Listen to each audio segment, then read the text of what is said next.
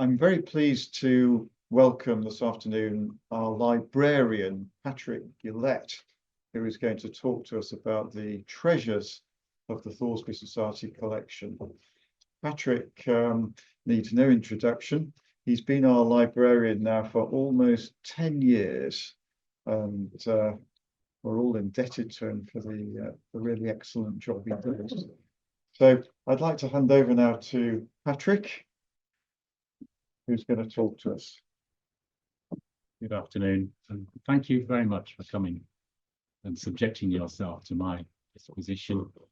I'm very heartened to see so many familiar faces and people that I know and love, but I'm also worried that I'm going to destroy your image of me. This lecture is not my lecture. It's not my talk. I'll be speaking it.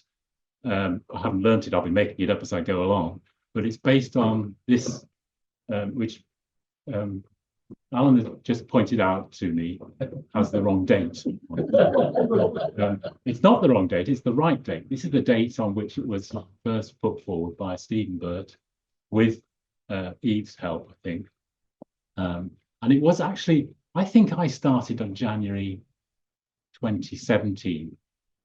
So I missed this and I didn't come and see this talk.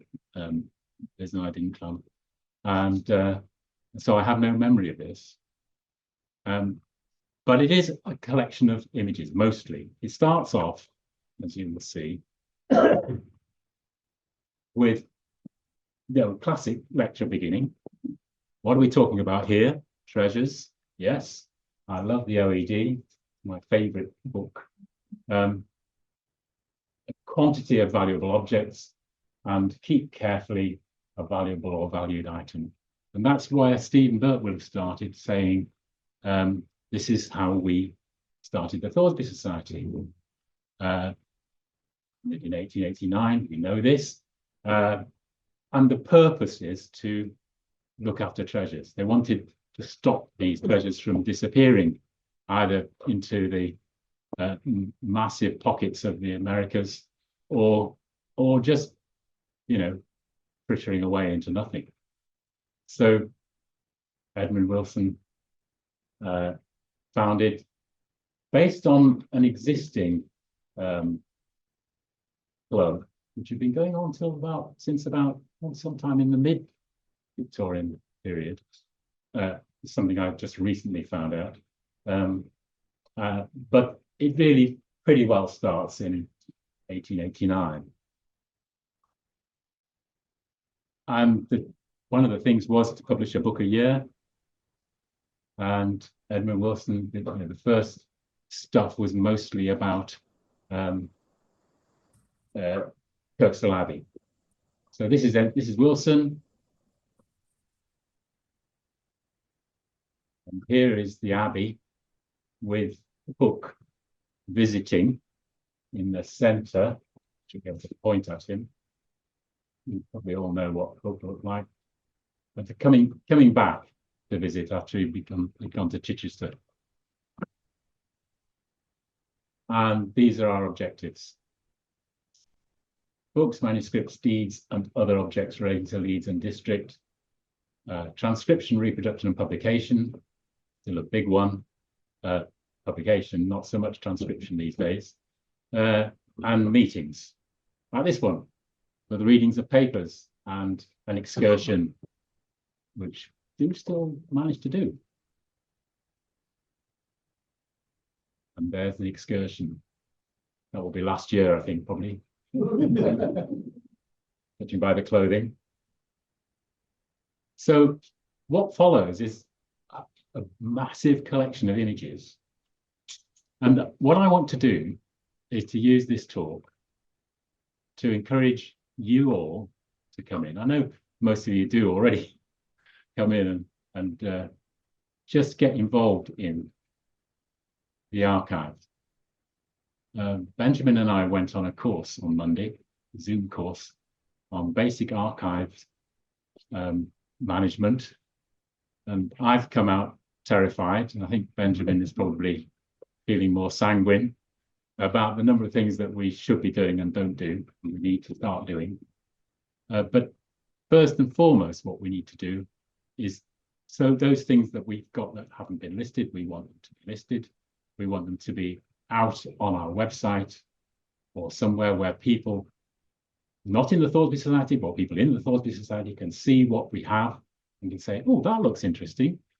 I'd like to look at that. And come in. Come and send me an email and visit. So some of the things you'll see, well, there's a huge box. Manuscript box 8 is the John Killingbeck box, and it's full of Killingbeck's amassed material, which he got W. Boyd of Highgate in 1897 to find, transcribe and translate a whole load of documents held in the Public Records Office. And they went into the Killingbeck box and they sat there. He was going to be, he paid an artist to prepare sketches, and it was drafted but never published.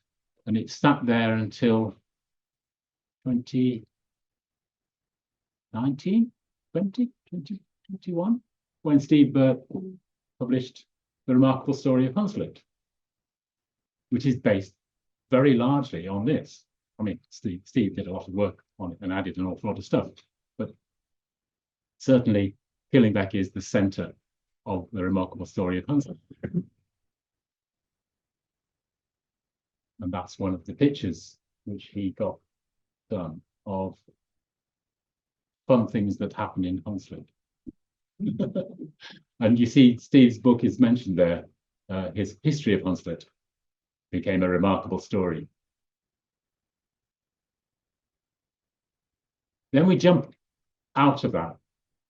I mean, I don't know why this is in manuscripts, but this I think is Stanks Hall. But here I must confess to some ignorance.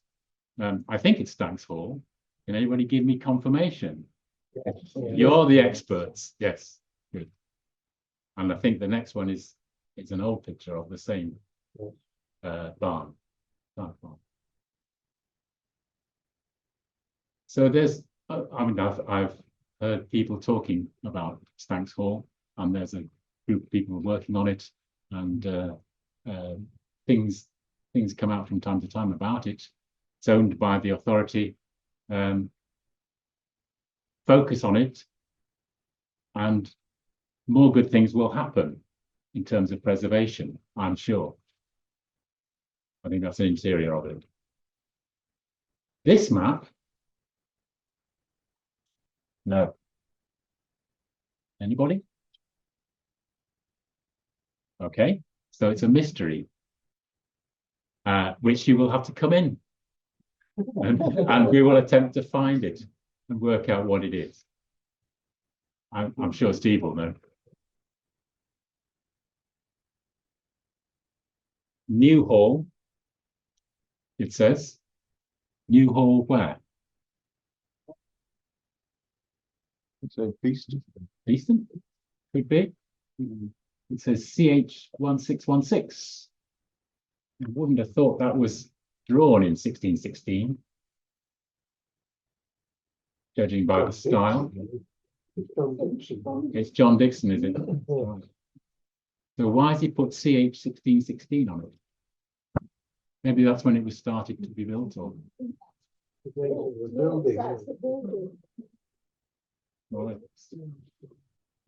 New Hall, Beeston. Okay. So I mean, layers of history there. John Dixon drawing a picture of something which was old in his time and he thought was therefore worthy of drawing, and then we preserved it, and so we've got a Dixon layer and we've got its original layer as well, and possibly what if there's anything on the site now, we've got a modern layer. That might be, is that the same building? I think they're all Stanks Hall. They're all Stanks Hall, so it's a Stanks Hall and the barn. right. It's a collection. Yeah, that's Stanks Hall, isn't it? That's the guardraobes. That's the hall itself. Yeah. Okay, right. Okay, then there's another bunch. Bramley. When we acquired the Bramley Parish chest, by some means, which again is probably another story and needs to be told. A lot of stuff in that chest, and it's notebooks on the history of Bramley, church records, charities, indentures. There are hundreds of indentures in the manuscript collection, all to do with Bramley. Assessments for various taxes, tithes, and so forth, highway repairs, constable accounts, and militia pages, militia papers, and Benjamin Barker's recollections. And a picture of Bramley Carnival in 1905. And then the Little Woodhouse. The Little Woodhouse box is Frida's special stamping ground. Just the same, Patrick, what we're looking down is the Little Woodhouse. We can see St. Paul's Park Square and two sides of the square, so it's almost probably the earliest image of that area. Yes. Thank you. That's exactly what I want to happen. Lots and lots of notes on scraps of paper, newspaper cuttings, tracings of maps, and Frida is still working on it and probably has quite a lot of stuff herself in her own, in her home, which I'll make that disappear. No, okay. So photographs and plate negatives. A carnival. Is this a Hunslet carnival? It's the Event, right?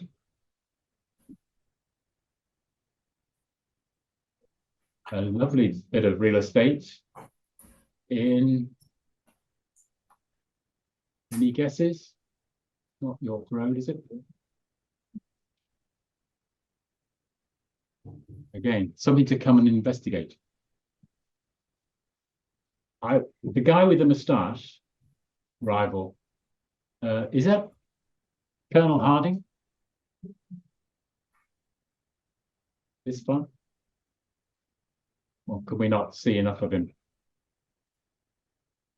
He looks familiar anyway. So it's obviously a public meeting of some sort. And those two people are either giving the talk and everybody's turned away from them, or they're standing at the back, looking somewhat grumpy.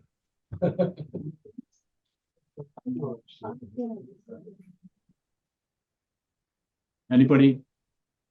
looks more like a Kitson. A Kitson. Oh, he might be a Kitson. Ah, works day out. That's why they're all men, except for Mrs. Kitson. Well, we all know who that is, and it must be wartime, I'm guessing. Judging by the sort of shed in City Square.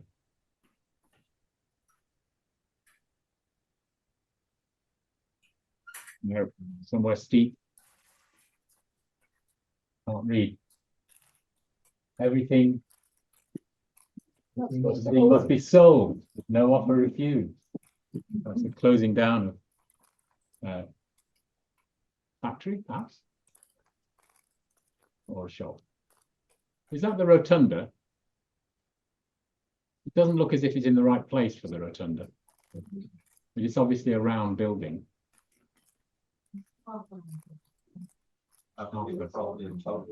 Toll house, yeah.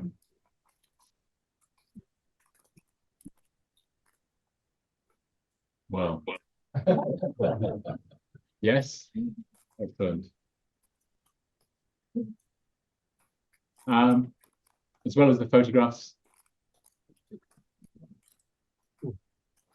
lovely watercolors.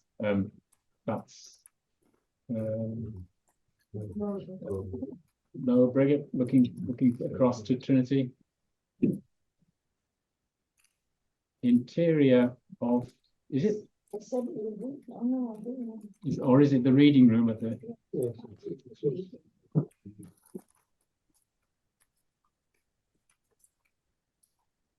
Oh.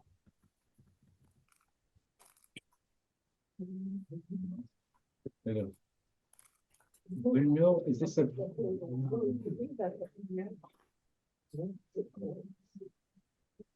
Any guesses? Secret. Or meanwhile, is this? I'm intrigued by this, which looks like water, and yet it's so high above the street. Is it canal? It's a bit bendy for a canal, isn't it?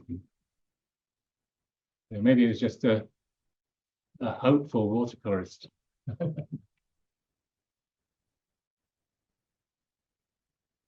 That looks like a fine house on its own. Could be one of the ones that appear on the edges of the Cussons plan. Or maybe, yeah. Looks odd with the trees around it, doesn't it? As it were, if it is such. I'm going to start moving a little. No, I'll slow down. I'll slow down for the Leeds Armed Association.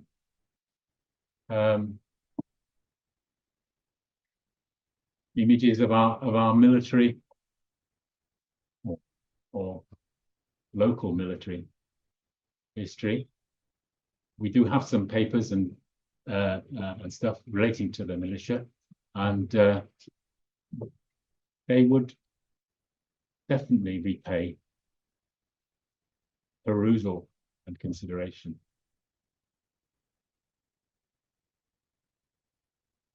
Thoresby's house? Yes. Yes, the interesting thing with that, sorry, Patrick, you just go back. The interesting thing about Thoresby's house is that when Stephen and I and Peter Breers were trying to work out what part of Thoresby's house this was, we thought, did he own the building next door, which says number 19 on?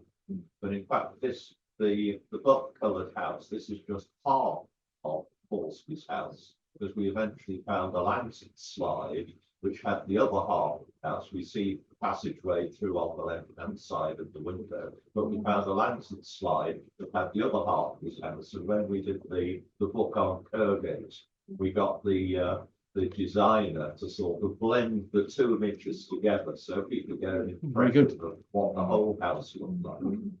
But that's the part that we can see there is the one where we have those wonderful drawings of the interior with the elaborate his library or his sitting room and things like that. Yeah.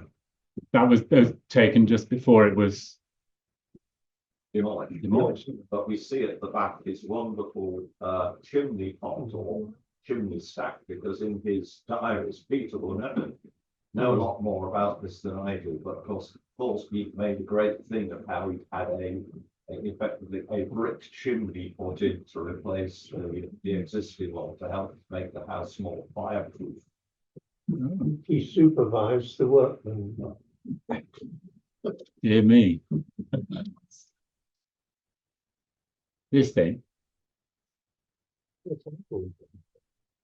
looks like it might. Once it was a flagpole. Oh.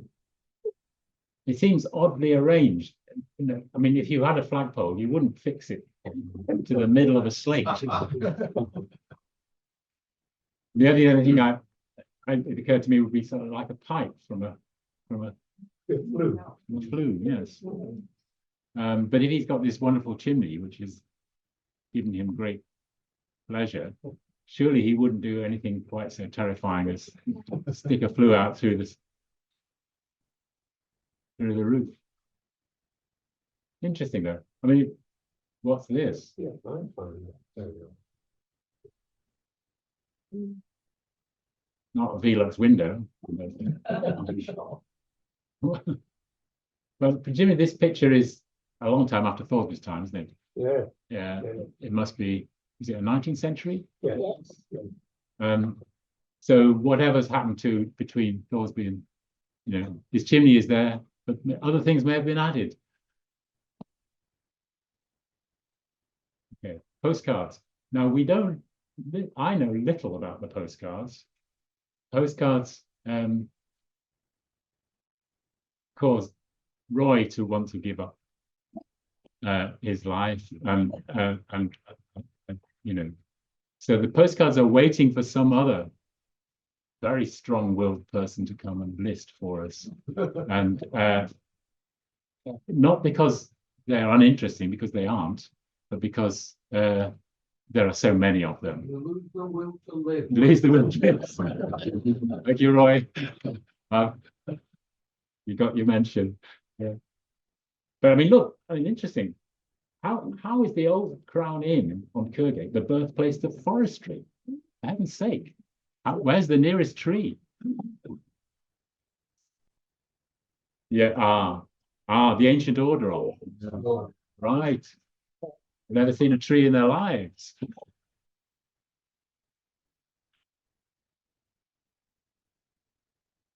This is fascinating. This is obviously the building of something.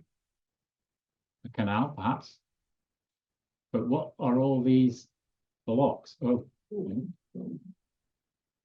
It's Bramley Hall. I think it is, yeah. oh, it's the quarry. Canal. Oh, see, these are blocks that have been taken out of the quarry and are waiting there to be shipped somewhere. Yeah. Yes, we think probably Abbey Tower.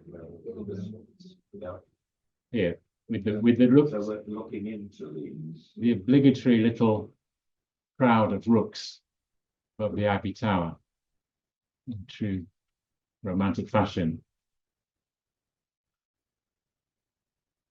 Okay.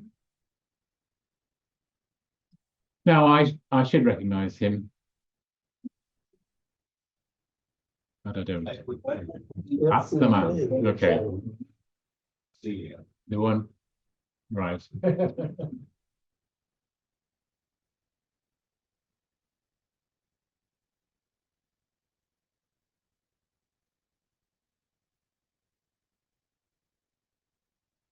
18th century, early 19th. No guesses? Okay, hang on. I mean, I'm just hoping people will. It's not necessary because, here are mysteries. Come in and help to solve them.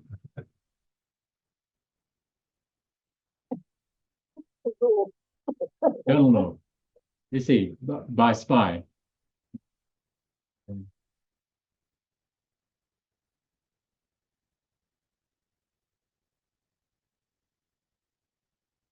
He looks unhappy. Maybe about having his sketch taken. No. There's a little JNR, INR, JNR.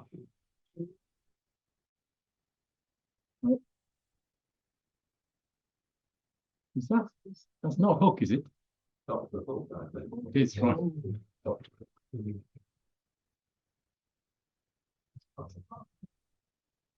That's the hall, isn't it? Yeah. The certificates I'm going to won't be able to see so closely. This is a certificate from Mr. John Haley, Senior at Bramley. Has been engaged in the production of superfine somethings from a portion of cashmere wool given by shawls, right? Cashmere shawls, yes, superfine shawls. Certificated production of shawls out of cashmere. Letterheads. These are nicely labelled. Wellington Mills. And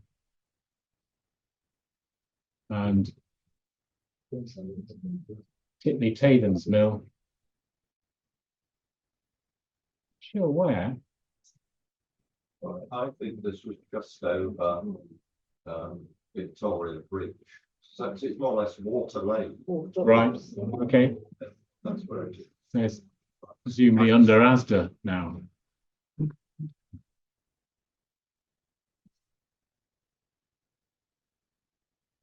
This is this the Glassworks? Brown Bottle Works, okay, Hunslet. Had a very interesting talk recently about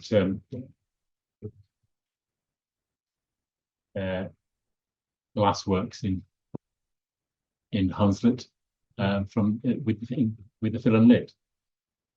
Joshua Bauer's factories with the Crown Glassworks. Yeah, yeah. Well, not that far away from the existing Not Glassworks.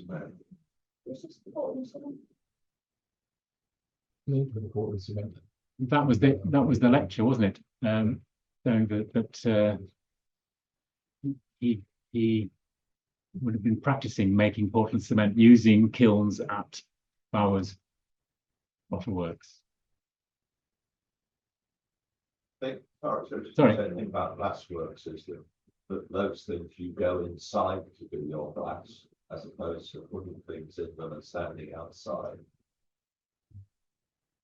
Inside, within the chimneys, you mean? Yes. Yes, within the kiln. Yes.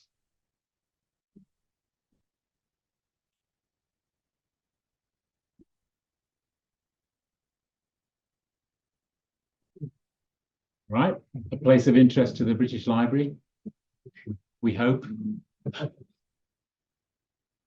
Temple Works, with its Egyptian facade and its little cones. Ooh. How can I get rid of that?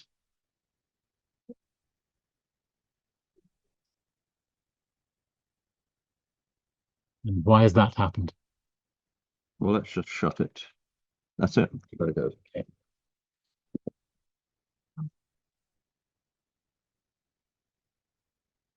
Maybe something I pressed on the clicker. Posters, an exhibition on Woodhouse Moor, Festival of Britain, so we know the date. Do we? What? Alan says he was there. All right, absolutely. I think that should be noted and added to the archive.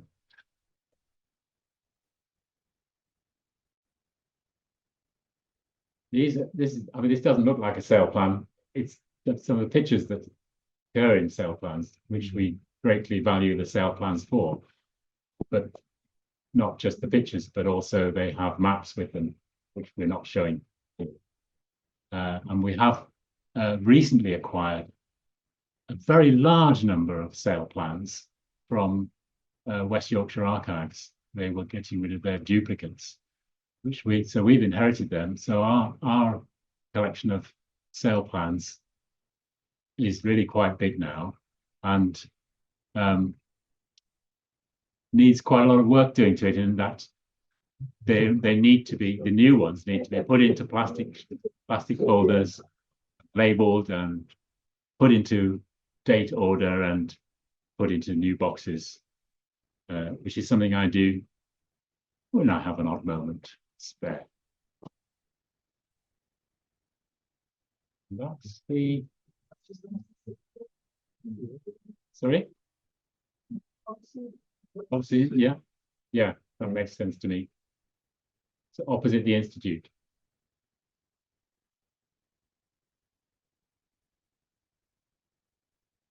That I don't recognise. Certainly grand.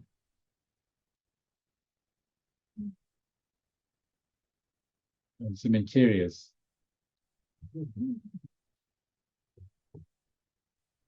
Interior. Is that the mustard pot? Chapage? Oh, it could be. When it was a hall. Possibly. All right. So you might be able to go drinking there. And then John Dixon's sketchbook. A little bit of armorial and some remains that he come across. And this is the Whitkirk. Is this the Whitkirk? Oh, this is Headingley Chapel. It looks, it's a similar style, isn't it, to the Whitkirk sketchbook? Yes.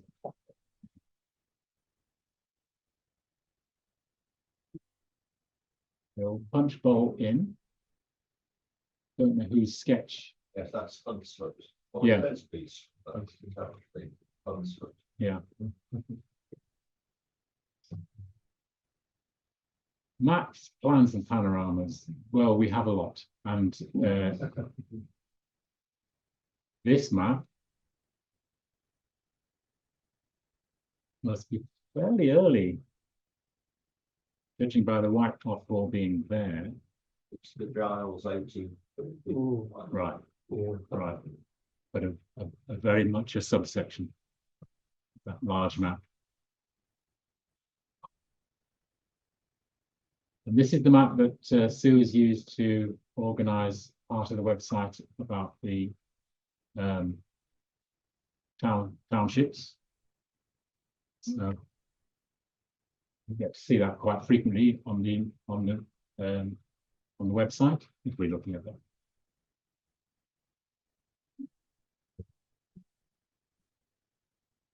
One of the prospects, I don't know which prospect this is. You're a bit of a prospect king. Kevin, do you? It's the one looking down from, it's a Middleton Railway route on the right. All right. Those are the glassworks in the valley below.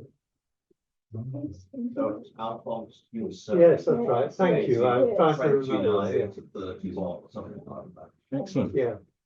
Judging by the point of view, presumably, rather than Cavalier Hill or anywhere like that.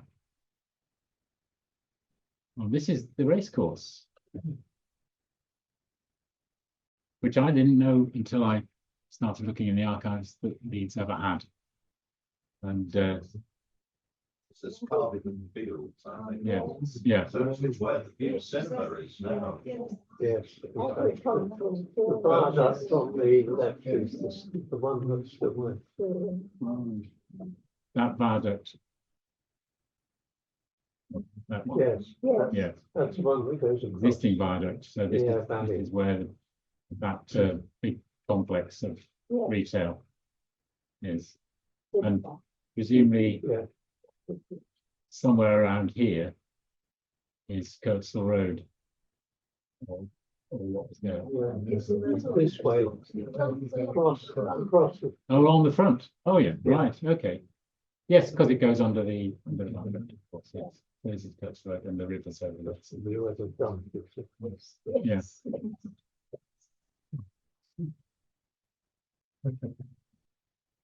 Close up. All the lovely people having fun in the fields. And more entertainment, which serves to remind me that we have a lot of, quite a lot of theatre programs and posters, which are really looking forward to being listed. We had a student volunteer came for a week, and she with a very famous name, Emily Lupton, and she made a start on an Excel file of our grand theatre posters from around 1900 up to 20. But it was just a start, and it wants somebody to come and do some more. Oh, and that's April marriage.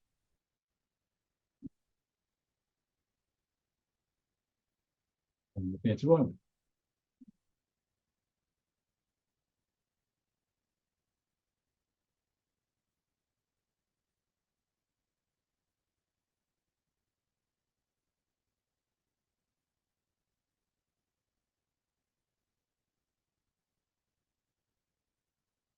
A lot of our we're not uncertain as to where to place things. We went on this course that I went on Monday. One of the questions they asked was, "What's the difference between a book and an archive?" Well, and you know, it's an issue.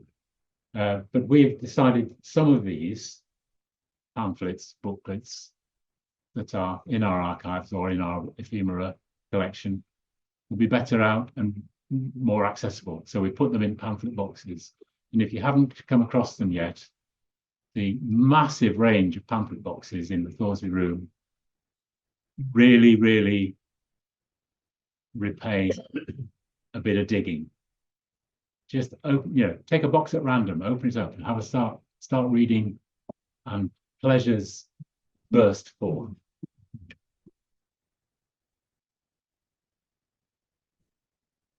Including some of these clean leads.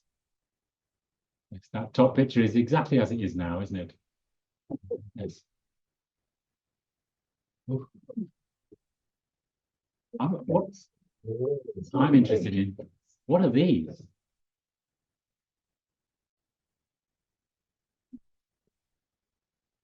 Anybody, any idea what these might be? Umbrellas. Umbrellas. Broken umbrellas. Yes. And that's an interior of a, I mean, I see it and I think, Schofield's Cafe, but I don't suppose it is. I think it's probably Schofield's. Do you think it is? Yeah. No, I'm right. It is. My natural instinct was correct. Part of Red Hall. Part of Red Hall, yeah. It becomes Schofield's Cafe. And somebody said that it's, you know, Red Hall, that will be the original Red Hall interior, Red Hall plasterwork on the ceiling. So it went when it turned into whatever they call it now. That thing that keeps changing its name. The core. The core. All close up. Just to say, Patrick, as you'll know, that we had a phone call from a lady living in Sherwell who wanted to give us some memorabilia. I went to see her Oh yes, Thursday before last, and Mrs. the Barber. star item is a 30-page, larger than A4 brochure produced in 1962 by Schofields to celebrate the opening of their store on the hedgerow, and it goes through all the departments, what was there, loads of photographs, how they developed the scheme, and it's a star item to add to our collection. Sounds fantastic. Sounds absolutely wonderful. Thank you so much for going and looking at those, and presumably they will come to us Yes, in due course. yes. Excellent.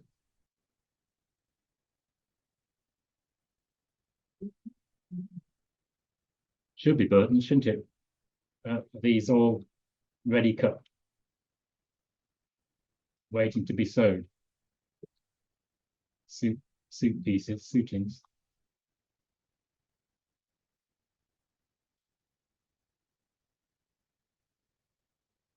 Now these, this is adult. Why does it look as if it hasn't lost half its roof? Because it did. Okay. So it was before the roof was restored. I mean, it just was terribly familiar. All these, the lantern slides that are familiar to me because I used them at Heritage Open Day and put them up flashing by on the screen. And hopefully somebody turns up, one of you turns up and tells everybody standing around what the picture is. That does happen from time to time. But they only get 4 seconds then.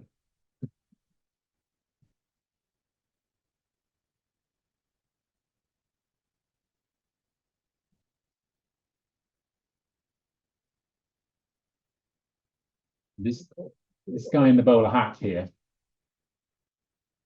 appears to be wearing a skirt, but I think he's just carrying it. So it's a woman. Oh, yeah, her hair is, yes, that's true. Sorry.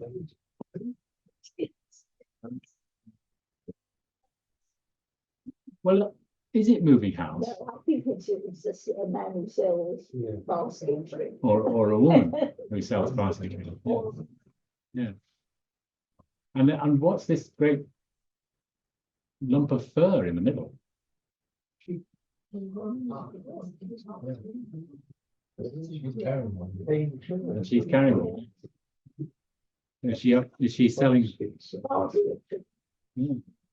baskets and sheepskin rugs? The horses don't seem fascinating to me. Possibly. Thanks. What we've got. You would expect there's something there, isn't there? There's a Haynes picking up on that one. This horse doesn't appear to be harnessed. It's just standing there, and it's this side of the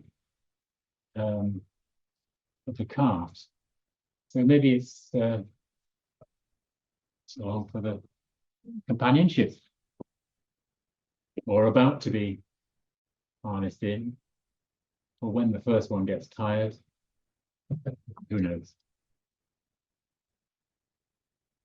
No, I thought I said I'd taken that one out. Yeah. I did take it out. Yes. Yes, that was, sorry, Eve doesn't want me to show it you. That was when she took over the talk. The next slides were Eve's. This was, of course, is Colonel North, the story of Colonel North giving Kirksville Abbey to Yes. Leeds. Yes. Which is This was a celebratory booklet that people were given to record it. So they gave him the freedom of the city. did he use it well? He died not very long unfortunately. I did think I'd taken it out, but I was tempted to leave it in and just point out that, you know, this talk is treasures of the society, and Eve is certainly a major treasure and asset.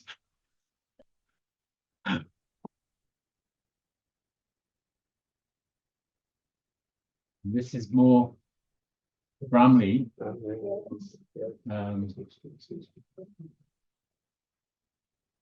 1665, a long time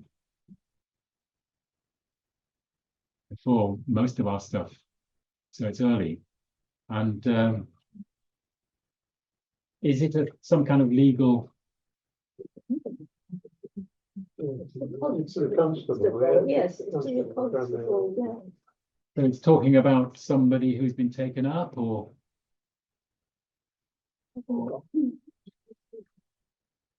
there's one coming. Well, there's another similar kind of thing coming up. Yeah, this one. Yes, this was arresting people for Arrest- vagabonds, Yeah. basically. arrested in London for vagabondage, vagabondry. These are all in this wonderful Bramley chest. Yeah, yeah. Parish chest with all these documents. yeah, because having been arrested in London, presumably she was shipped back to Yeah. Bramley. Yes, yes. Uh, And the constable was required to They registered at every constabulary, they registered the next move. The Oh. poor person had to walk all the way back from London to Bradley. being followed by these letters. Yes, yeah, Yes, yeah, yes. checking off. and escorted all Yeah. the way. You'd want to get sponsorship for such an event these days. This I don't know. I find it difficult to read. I think these are all part of the Parish chest of Bramley, 1801. It seems to be on the back of something printed. but I don't think it's the back of the last one we saw, you see. This is the valuation of Headingley in 1784, which is Yes, this is quite a big document. To list all the property in Headingley. very useful, I would imagine. Yeah. Why was it being valued for a particular reason? Right. Tax purposes, yeah.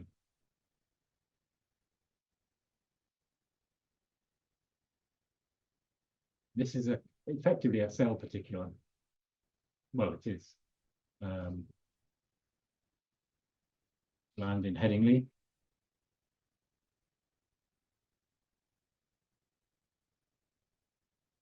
Somebody's prize for penmanship. I think these were looking at documents, some of the range of documents. Yeah. that we Yeah. had in the manuscript collection. This is going to come up again later. This is Richard Bissington's passport, which the society produced. Members of the society produced little. It's called Notes from the Library. Yes, it is. And we have Yeah. a series of 9 of these, and would like more. So this is a very specific plea. Come in and find something interesting, write a piece about it, and we will get it published as a note from the library, and it'll go on the website. So it's not, it's not so frightening as coming and writing a whole essay and giving it to Chris to publish in a miscellany. It's something anyone can do. Please do.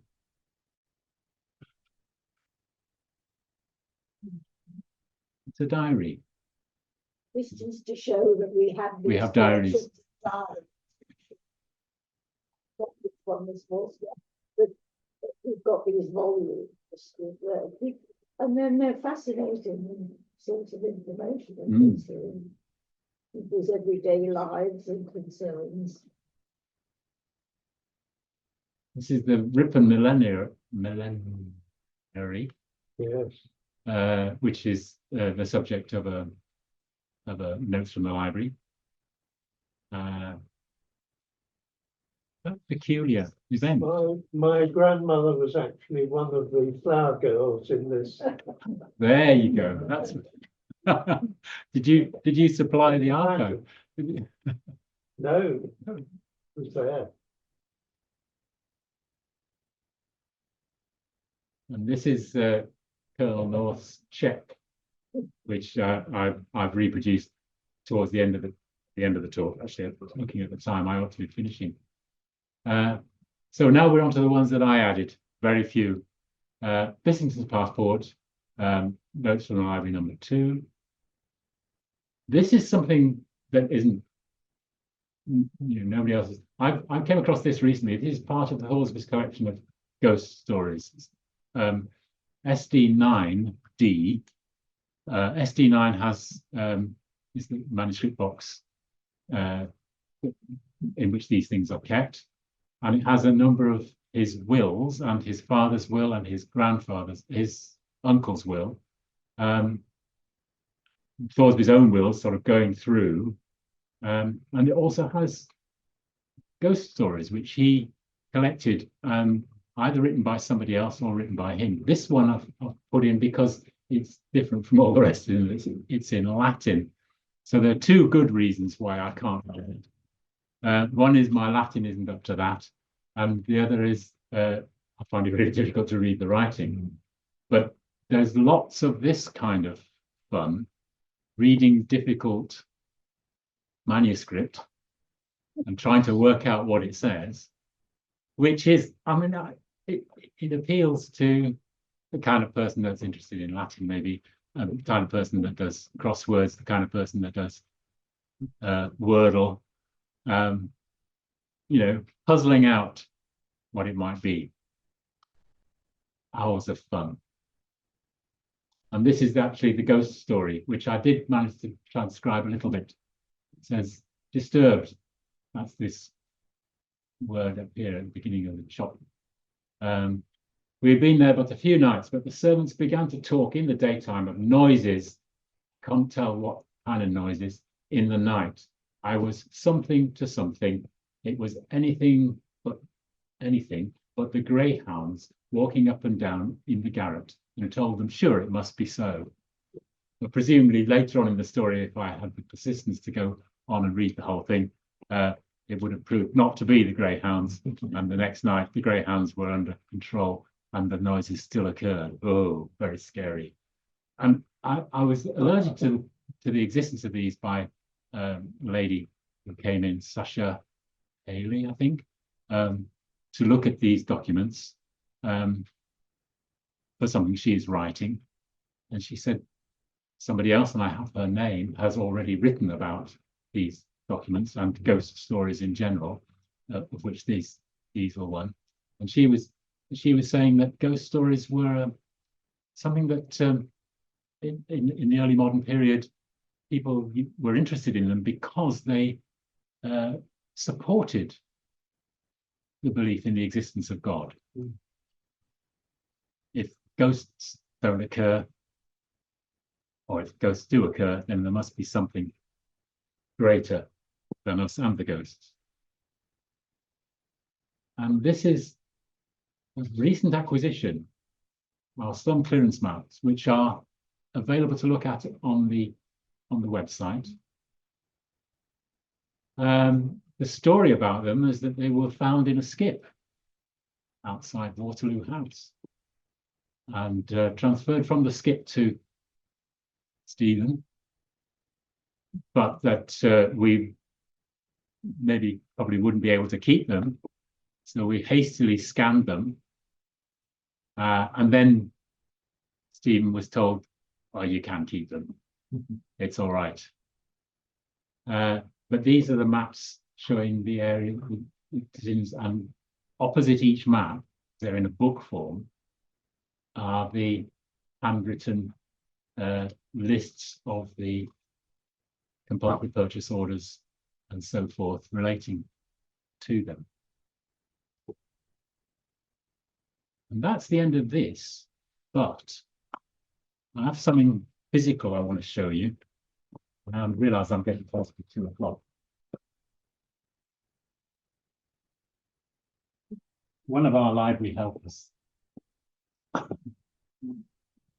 put it here, perhaps.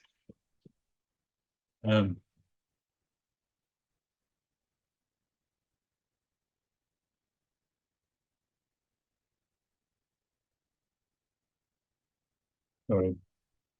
End the show. Yeah, okay. So one of our library helpers, Barbara Wakefield, I think is here. Are you here, Barbara? Right. Yes, being quiet. Has been working on this, and today we just got to the end of it. This is a scrapbook put together by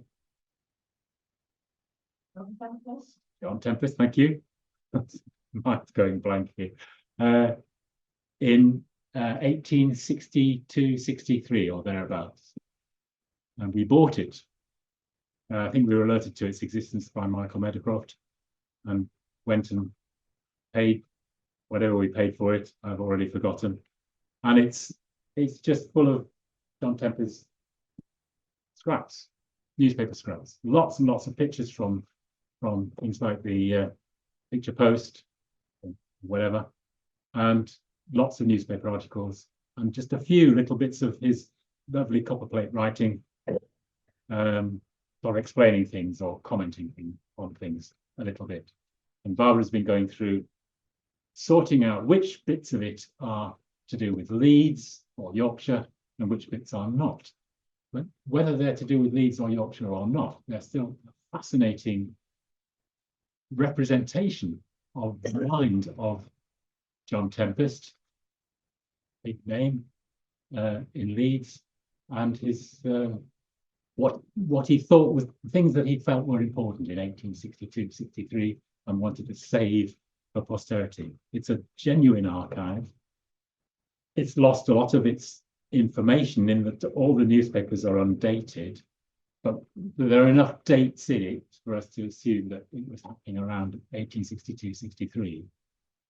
And it's got some fascinating stuff. I mean, Barbara was telling me this morning stuff about riots in Lancashire because the American Civil War had stopped the transshipment of cotton to the UK and there was no work. And it's in the newspapers. If you wanted to study that, you could go to the BNA and you could look that up. But you wouldn't get this layer of thought between the selection of these articles, which John Tempest has made. Was he not? He had a mill or manufacturing, he was Hunsford, wasn't it? And so he's got a strong interest in Hunsford and manufacturing, but also he was very much a churchman. He lived in Guiseley. There's a lot of information on Guiseley if you're interested. The snapshot shows the Victorian Society was very male dominated, very few articles about women. Although I did learn that in London, a lot of women died because their crinolines caught fire when they got too close to the fire. And Queen Victoria was wanted to stop crinolines from being fashionable for that reason. But he's interested in the Civil War. In America, he's interested in Queen Victoria and the death of Prince Albert. There's a lot there. He's got a lot of anecdotes, very interesting, very small anecdotes about things that have happened in and around England and in Yorkshire. So it's quite a wide range. He's interested in animals, lots of agricultural shows. When he goes to France, he's commenting on which cattle are crossbreeds between the French and the British, which are good there. So it's a real snapshot of life in 1862 in England. Thank you so much, Barbara. I think you've just earned yourself a slot for your own talk next November. Well done. I'm going to stop there because you might want to ask questions. It's nearly 2 o'clock. So. Sorry. That's great. Thank you very much, Patrick. That was a really interesting talk. And I think those images provide a really good snapshot of what we have in our collection and of the huge variety of different material. I mean, I personally haven't seen most of those images before. They're all new to me, and I found them very interesting. And I would just like to reiterate what Patrick has said about coming into the library and the archive and looking at what we've got and trying to make use of it and research it. And you know, we're always on the lookout for people to do talks and write articles and the notes from the library as well, which we haven't done for a few years now. If you want to do something on a smaller scale. And I'd also like to say that I've witnessed over the last 20 years or so a tremendous amount of work done by the librarians here in looking after our archive collection and sorting it all out really and putting it in good order and boxing it and cataloguing it and indexing it, so it really is readily accessible now, and the indexes of course are on the website as well, so people can look there and see what we've got. So I know time is knocking